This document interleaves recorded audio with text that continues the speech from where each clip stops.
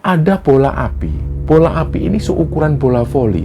Nah, bola api ini terbang melayang-layang, dan disinilah Pak D-nya Eko nunjuk ke arah bola api ini sambil beliau itu ngomong. Sampai waktu itu Eko melihat sendiri perubahan postur tubuh bapaknya, yang semula agak berisi tiba-tiba menjadi agak kurus karena beliau sering menjalankan puasa. Jadi beliau itu bertemu dengan seorang tetangganya. Awalnya bapaknya Eko ini melihat dari kejauhan. Tiba-tiba orang ini mendekat. Beliau itu membawa bambu, dan bambu ini ditancapkan di depan rumah bapaknya Eko persis.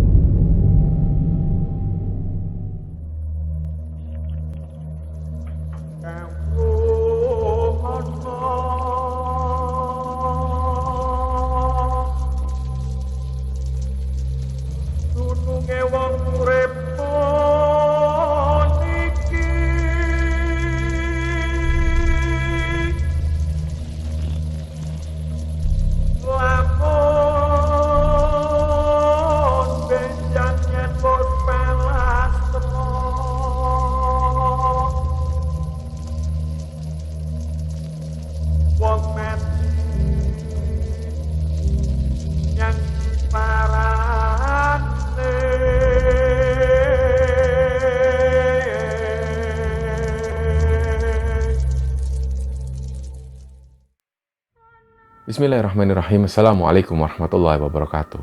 Sobat Kembara Sunyi dimanapun berada. Pada kesempatan kali ini kami akan membagikan cerita yang dikirim oleh Sobat Kembara yang bernama Eko yang asalnya dari Lamongan, Jawa Timur. Sebelum kita masuk ke ceritanya, untuk teman-teman yang nonton tayangan ini dan belum subscribe, jangan lupa untuk subscribe lebih dulu agar channel Kembara Sunyi ini lebih berkembang lagi dan kami lebih bersemangat lagi dalam membuat konten-konten terbaru di Kembara Sunyi. Dan untuk teman-teman yang telah mendukung kami sejauh ini, kami mengucapkan terima kasih banyak. Semoga amal kebaikan teman-teman dibalas kebaikan berlipat oleh Allah Subhanahu wa Ta'ala.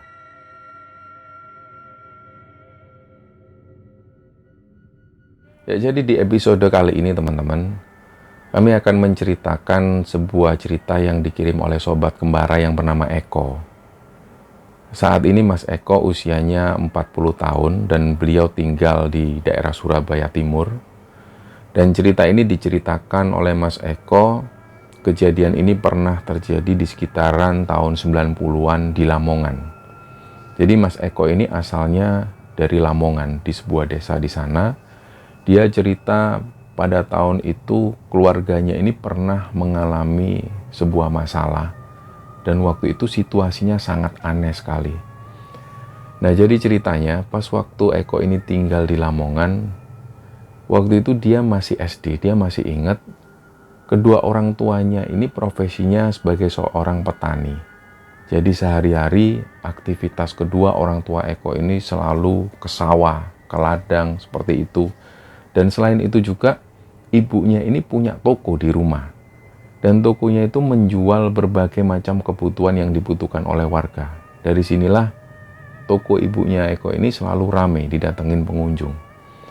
Nah, sehari-hari yang dilakukan oleh Eko, dia selalu berangkat ke sekolah, pulang sekolah dia kumpul bersama keluarganya.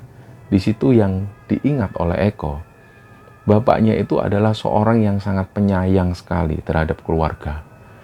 Perlakuan bapaknya Eko kepada ibunya ini pun juga sangat romantis sekali. Jarang sekali mereka bertengkar. Nah, hubungan mereka seperti itu, sangat harmonis sekali. Dan yang diingat oleh Eko, yang dinanti-nantikan oleh Eko dan adiknya adalah pada saat kedua orang tuanya ini belanja kebutuhan untuk toko. Karena ketika mereka belanja kebutuhan untuk toko, mereka selalu pergi ke daerah kota Lamongan. Mereka menuju ke pasar besar yang ada di sana, dan pulang-pulang kedua orang tuanya itu selalu membawa mainan maupun jajan-jajanan dari pasar. Inilah yang selalu disuka oleh Eko dan ini yang selalu diingat oleh dia. Dan pada suatu ketika tiba-tiba ada sebuah kejadian. Malam itu pas mereka ini tidur, Eko sendiri waktu itu masih duduk di bangku kelas 5 SD. Pas waktu itu mereka tidur di malam hari, tiba-tiba mereka semua seisi rumah ini mendengar ada suara ledakan yang keras sekali. Dan suara ledakan ini berasal dari atas genteng. Tiba-tiba semua seisi rumah ini kebangun, termasuk bapaknya Eko itu juga bangun. Eko otomatis tanya waktu itu ke bapaknya, "Loh Pak, itu suara apa Pak? Kok kayak bom Pak?" Karena suaranya memang benar-benar kencang banget, keras banget. Nah anehnya, tetangga-tetangga yang ada di sekitar sana itu nggak ada yang bangun satupun, kecuali keluarganya Eko ini. Begitu bapaknya Eko itu keluar, memastikan beliau itu sampai sempat naik ke atas genteng. Beliau melihat mungkin ada atap yang bolong terkena sesuatu. Akhirnya setelah beliau itu melihat, gak ada kejadian yang ganjil apapun, genteng juga gak ada yang bocor, beliau turun dan Eko tanya, "Ada apa Pak itu tadi Pak?" "Sudah gak ada apa-apa Le, mungkin itu tadi kucing, atau mungkin ada buah kelapa yang jatuh. Sudah yuk tidur lagi yuk. Akhirnya setelah itu mereka pun tidur. Nah ternyata keesokan harinya, tanpa disangka-sangka setelah kejadian ada suara benda keras ini, sikap dari bapaknya Eko itu tiba-tiba berubah. Beliau yang semula orangnya sangat penyayang sekali, tiba-tiba berubah menjadi orang yang suka marah-marah, temperamen, dan sering sekali membentak ibunya Eko ini. Hal itu dilihat langsung oleh Eko, sampai-sampai Eko ini juga heran. Kok bapak ini tiba-tiba sikapnya berubah seperti ini? Sering marah-marah ke ibu, dan bahkan sering membentak ibu. Sampai-sampai waktu itu Eko melihat ibunya ini sempat nangis di pojokan kamar setelah dibentak oleh bapaknya. Hal yang sama sekali nggak pernah dilakukan oleh bapaknya Eko. Nah hari-hari pun berlalu. Sambil terus-terusan Eko ini juga ikut kepikiran tentang keadaan di rumahnya. Kenapa kok bapak ini tiba-tiba berubah? Bapak yang orangnya sangat ramah sekali, dia penyayang keluarga, tiba-tiba berubah jadi orang yang marah-marah, temperamen. Dan waktu itu pas Eko ini pulang sekolah, dia ngelihat ibunya itu terduduk lesu di pojokan kamar. Dan beliau itu sambil nangis sesenggukan. Eko akhirnya mendekat ke ibunya. "Ibu, kenapa kok nangis, Bu? Ibu jangan gini, Bu." Nah, dalam hati Eko itu sempat berpikir, ini mungkin ibu ini barusan dimarah-marahi oleh bapak. Akhirnya ibunya Eko itu meluk Eko. Terus ibunya bilang, "Le, kamu maafin bapakmu ya, Le. Bapakmu tidak salah apa-apa. Sudahlah, bapakmu ini tidak salah. Ibu yang salah. Kamu jangan benci sama bapakmu ya. Kalau bapakmu seperti itu bukan salahnya bapakmu. Kamu maafin ya bapakmu ya." Nah, Eko pun cuma diam. Ternyata beberapa hari setelah itu, sikap bapaknya Eko ini semakin parah. Jadi ketika bapaknya ini pulang ke rumah dan bertemu dengan ibunya, selalu ada cekcok dan berujung ke pertengkaran yang besar sekali, hingga ujung-ujungnya membuat ibunya Eko itu selalu bersedih dan menangis di pojokan kamar. Nah, hal inilah yang akhirnya membuat toko yang selama ini buka setiap hari ini akhirnya jadi sering tutup. Bahkan sering kali ada beberapa warga itu yang sengaja datang ke rumah ibunya Eko itu untuk menanyakan hal ini. "Bu Mami, kenapa kok tokonya ini sering tutup? Saya ini loh selalu butuh sesuatu setiap hari untuk keperluan rumah tangga. Kok tokonya Bu Mami ini sering tutup?"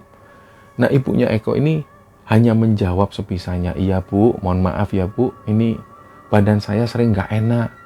"Oh gitu ya Bu?" "Iya, sudah sementara beli di toko lain aja." Nah, di seberang rumah Eko itu ada toko sebenarnya. Toko ini dimiliki oleh seorang bapak-bapak, namanya kita sebut saja Pak Samidi.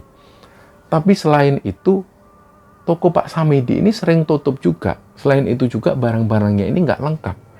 Jadi ketika toko ibunya Eko ini tutup dan toko Pak Samidi juga tutup, orang-orang yang ada di sana akhirnya kebingungan untuk belanja.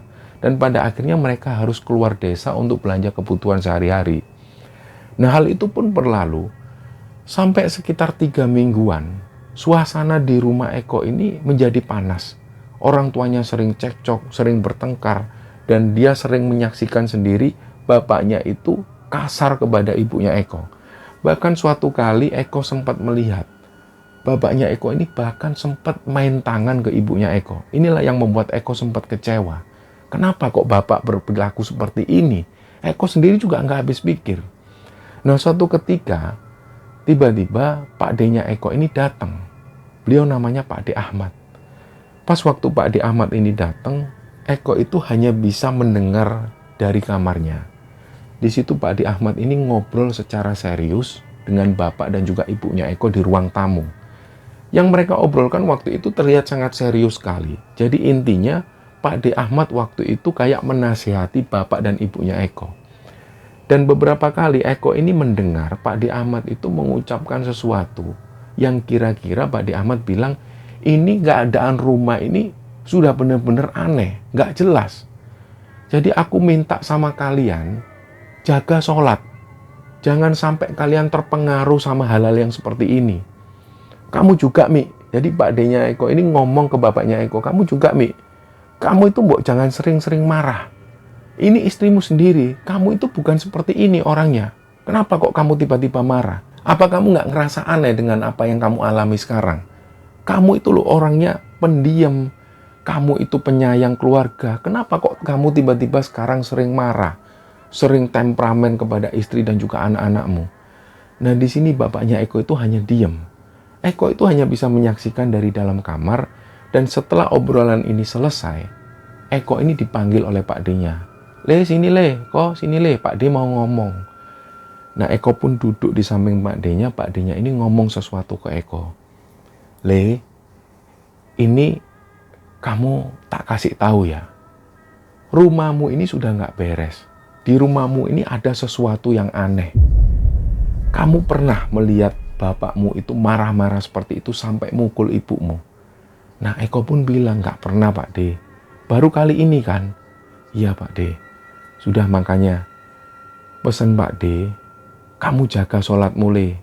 Jangan sampai kamu itu lepas sholat. Jangan sampai sholatmu itu bolong. Dan kamu jangan lupa untuk tetap ngaji. Terus, kalau bisa Le, kamu maafkan ya bapakmu ini. Bapakmu nggak salah Le. Sudah ini insya Allah, Pak D mau tidur sini. Pak D mau nginep sini, mau membantu permasalahan di rumah ini. Doakan ya Le, pokoknya kamu jangan putus sholat, jangan putus doa. Doakan Pak D sama bapakmu supaya rumah ini kembali seperti semula. Nah Eko pun mengiyakan. Sebenarnya waktu itu Eko sendiri ini nggak tahu ada masalah apa di rumah ini. Yang jelas ketika Pak D-nya sampai turun tangan, berarti masalah ini cukup besar. Nah malam itu yang dilihat oleh Eko, Pak D-nya dan juga bapaknya Eko ini duduk-duduk di samping rumah. Mereka berdua itu duduk di atas kursi kayu, dan di situ Eko melihat bapaknya ini sedang membaca Al-Quran. Sementara Pak D-nya ini membaca-bacakan zikir. Nah, kata ibunya Eko, Pak D dan juga bapaknya ini rencananya akan melean di sana. Mereka akan mencari tahu sebenarnya apa yang terjadi dengan rumah ini. Waktu itu sudah sekitar jam 11 malam, Eko masih melihat bapaknya masih membacakan Al-Quran. Eko ini sudah ngantuk. Dia pun akhirnya tidur. Ibunya Eko pun tidur. Nah, sekitar jam 1 dini hari, Eko mendengar samar-samar ada suara ribut-ribut di luar. Otomatis Eko ini pun kebangun, dia melihat ke arah luar.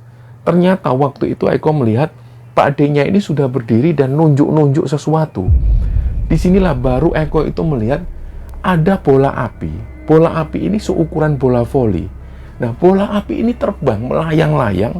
Dan disinilah Pak D-nya Eko nunjuk ke arah bola api ini sambil beliau itu ngomong, kon ngali atau kau maiki, nek gak ngali kon tak bongkar sak keluargamu, tak pateni sak keluargamu.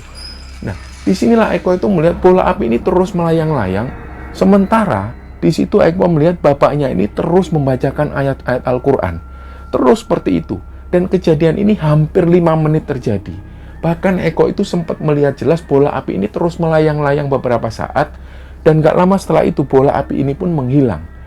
Nah pada saat bersamaan, bapaknya Eko ini berhenti membaca Quran dan tanya ke Pak D-nya Eko itu, Mas, setane wis ngali toh Mas? Setane wis ngali.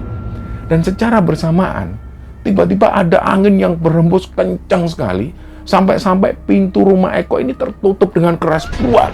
Nah setelah itulah Eko itu merasakan merinding yang luar biasa, disertai ada suara-suara seperti suara orang ketawa. Nah, karena situasinya yang mencekam seperti itu, Eko kembali masuk ke kamar. Dia melanjutkan tidurnya. Barulah keesokan paginya, Pak D-nya ini manggil Eko lagi. Le, pesen Pak D yang kemarin kamu lakuin ya Le. Kamu jangan sampai lepas sholat. Terus kamu jangan benci sama bapakmu. Bapakmu gak salah. Ya, ingat pesan Pak D ya. Setelah itu Pak D-nya ini pun pulang. Nah, tapi beberapa saat setelah itu, bapaknya Eko ini masih menjalankan amalan-amalan. Beliau itu masih menjalankan puasa. Sampai waktu itu Eko melihat sendiri perubahan postur tubuh bapaknya. Yang semula agak berisi tiba-tiba menjadi agak kurus karena beliau sering menjalankan puasa. Nah, ternyata Pak D-nya Eko ini sempat berpesan kepada bapaknya Eko. Eko baru tahu belakangan. Pak D-nya ini bilang, "Wes Mi, sing kamu lakukan sekarang ini, kamu harus jaga sholatmu. Kamu harus menjalankan puasa-puasa sunnah ini, dan kamu harus tetap mengamalkan bacaan-bacaan Quran. Kalau amalan-amalan ini terus kamu lakukan, insya Allah kamu bakal tahu siapa yang melakukan ini semua ke kamu. Kamu bakal tahu siapa yang jahat selama ini ke kamu." Nah, inilah yang akhirnya pernah didengar oleh Eko di belakang hari. Ternyata orang tua Eko ini, terutama bapaknya ini, sudah dikirimi guna-guna oleh orang yang tidak suka kepada bapaknya Eko. Entah apa penyebabnya. Nah, sampai suatu ketika, pada suatu malam bapaknya Eko ini tidur. Dalam tidurnya ini, beliau itu bermimpi tapi seperti nyata. Jadi beliau itu bertemu dengan seorang tetangganya. Awalnya bapaknya Eko ini melihat dari kejauhan. Tiba-tiba orang ini mendekat. Beliau itu membawa bambu. Dan bambu ini ditancapkan di depan rumah bapaknya Eko persis. Disinilah bapaknya itu kaget. Loh, ternyata kok Pak Samidi. Pak Samidi ini orang yang mempunyai toko persis di seberang toko bapaknya Eko. Ketika melihat ada Pak Samidi menancapkan bambu di rumah bapaknya Eko, bapaknya Eko ini langsung kaget. Loh, ternyata kamu yang selama ini melakukan guna-guna ke keluargaku. Melihat Pak Samidi yang menancapkan bambu di depan rumah bapaknya Eko, tentu waktu itu bapaknya Eko ini sudah berpikiran negatif. Ini yang selama ini mengirim guna-guna ke keluargaku. Langsung bapaknya Eko itu membacakan ayat-ayat Al-Quran. Dan kejadian ini seperti nyata. Tiba-tiba Pak Samidi itu terlempar. Dan waktu itu Pak Samidi terlempar jauh sampai beliau itu ampun-ampun. Dia minta maaf ke bapaknya Eko. Dan langsung dia ini sambil merangkak mendatangi bapaknya Eko, beliau minta maaf. Akhirnya bapaknya Eko bilang ke Pak Samidi, "Wes Yodi, kamu sama istrimu, aku tunggu kamu minta maaf ke istriku. Karena ini efeknya ke istriku, kasihan istriku. Kamu yang bikin aku kayak gini sampai kejiwaanku terganggu. Apa yang kamu lakukan ke aku itu benar-benar merugikan aku dan keluargaku. Aku tunggu permintaan maafmu." Nah, kejadian ini sebenarnya terjadi di mimpi, tapi kejadian itu seperti seolah nyata.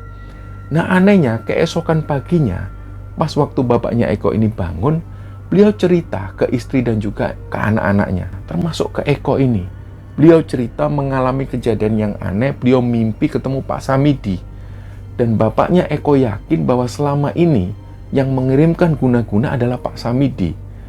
Nah, gak lama setelah itu tiba-tiba ada yang ngetuk pintu rumah. "Assalamualaikum." Begitu dibuka, ternyata yang datang ini adalah Pak Samidi beserta istrinya. Disitulah Pak Samidi ini langsung bertekuk lutut. Beliau sambil nangis minta maaf. Dan beliau itu secara langsung mengakui perbuatannya. Beliau ini iri kepada keluarga Bu Mami dan Pak Mami. Mereka itu selalu melihat keluarga mereka ini harmonis. Anak-anaknya selalu dituruti ketika minta apapun. Toko mereka juga rame, pertanian mereka ini juga lancar. Sementara yang terjadi dengan Pak Samidi, tokonya selalu sepi dan keadaan rumah tangga mereka itu berantakan. Inilah yang membuat Pak Samidi itu iri dengan keadaan keluarga dari Pak Mami dan Bu Mami. Dan hingga akhirnya Pak Samidi tega berbuat hal seperti ini. Dan pada waktu itu ketika Pak Samidi ini minta maaf ke Bu Mami dan Pak Mami, Bu Mami ini memaafkan dengan tulus dan ikhlas. Tapi ternyata Pak Mami, bapaknya Eko, ini beliau mengucapkan sesuatu. "Kali ini aku memaafkan kamu, Di. Tapi suatu kali kalau kamu berbuat seperti ini lagi, aku nggak akan memaafkan kamu dan aku akan hancurkan keluargamu." Nah, setelah mengalami kejadian itu, bapaknya Eko ini masih melakukan amalan-amalan tersebut. Beliau masih melakukan puasa Senin Kamis dan beliau masih rutin membaca Al-Quran. Dan beberapa saat setelah itu ketika Pak D-nya Eko ini datang, Pak D-nya pun juga ikut lega. Ternyata serangan-serangan ini pun berlalu. Dan di sini sekali lagi Pak D-nya Eko tuh berpesan ke bapaknya Eko, "Ingat Dek, kamu itu harus jaga sholatmu. Karena satu-satunya pertolongan ini ya dari Allah, nggak ada yang lain. Makanya itu pesanku, ketika kamu menjalankan sholat, ketika kamu menjalankan puasa, rajin baca Quran, kamu ditunjukkan semuanya. Hingga pada akhirnya semua guna-guna yang ditujukan ke kamu ini pun musnah. Gak jadi apa-apa. Ingat pesanku, jangan tinggalkan sholat. Kamu harus tetap menjalankan amalan-amalan ini. Nah, di situ juga bapaknya Eko ini merasa tersadar. Ternyata benar apa yang dinasihatkan oleh kakaknya sendiri itu. Dan cerita inilah teman-teman yang dibagikan oleh sobat Gemara yang bernama Eko yang asalnya dari Lamongan, dan semoga kisah ini bisa menghibur teman-teman semua. Lebih-lebih kisah ini bisa kita ambil hikmah dan bisa kita ambil pelajaran di dalamnya. Mohon maaf kalau ada salah-salah kata. Wassalamualaikum warahmatullahi wabarakatuh.